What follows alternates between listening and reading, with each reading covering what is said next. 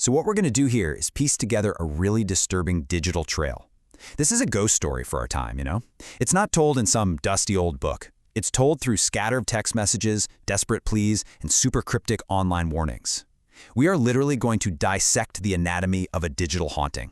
And it all kicks off with this. Just this terrifying plea for help that comes out of nowhere. There's no name, no location, nothing. Just pure, raw desperation. Who sent this? And why? This is our starting point.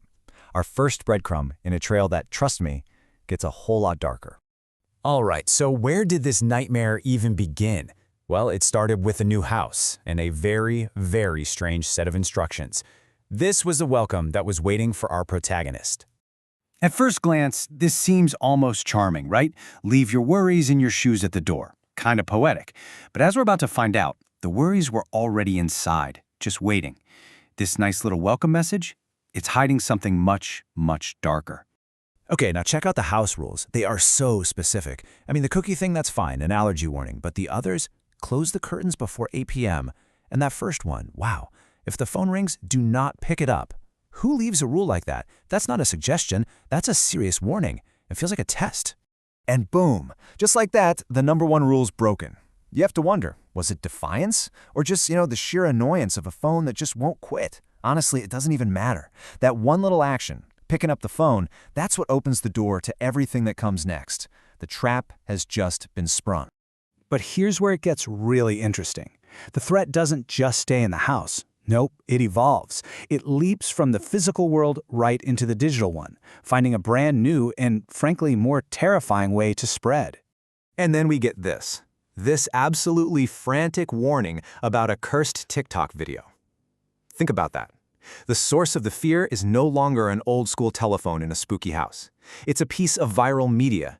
It's something that can follow you anywhere, right in your pocket. This is what makes it so brilliant and so scary. It's not a jump scare you can just laugh off. Its power is all psychological. The warning itself tells you that it preys on your mind, that it's designed to make you feel uneasy. Whatever this thing is, it's weaponizing modern tech to spread its influence. Wow, this is a seriously chilling sign-off, and it seems to be from another victim entirely. It's like a piece of evidence left behind, a final message from someone who fell into the exact same trap. And notice that plea to cherish real moments.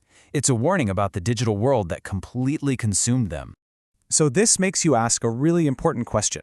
Why this person? What made them so vulnerable to this whole thing? And the answer, it seems, isn't just about ghosts and curses. It's also about the very real pressure of a mind that's already stretched to its absolute breaking point. And here it is, the real-world horror. Can you imagine 3 months covering shifts, not a single day off? Total and complete burnout. This isn't just someone who's a little tired.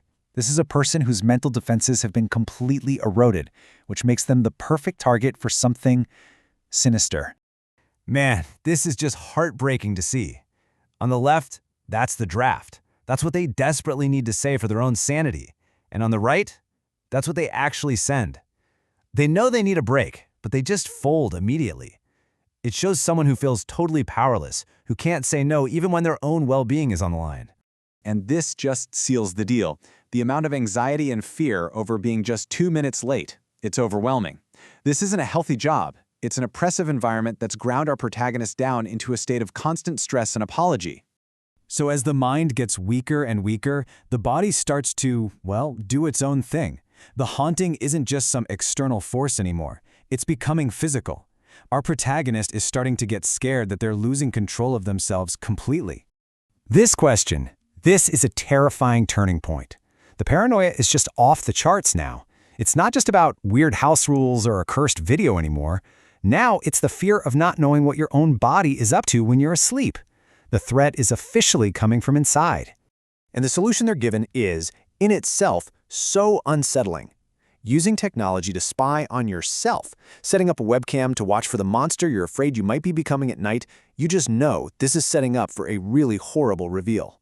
And there it is, the punchline. When they go back to watch the footage, it's not evidence of sleepwalking they find, it's a message from someone or something else. The watcher has become the watched. This whole time, the entity wasn't just in the house or on the phone, It was in the room with them. Okay, now everything is starting to click into place.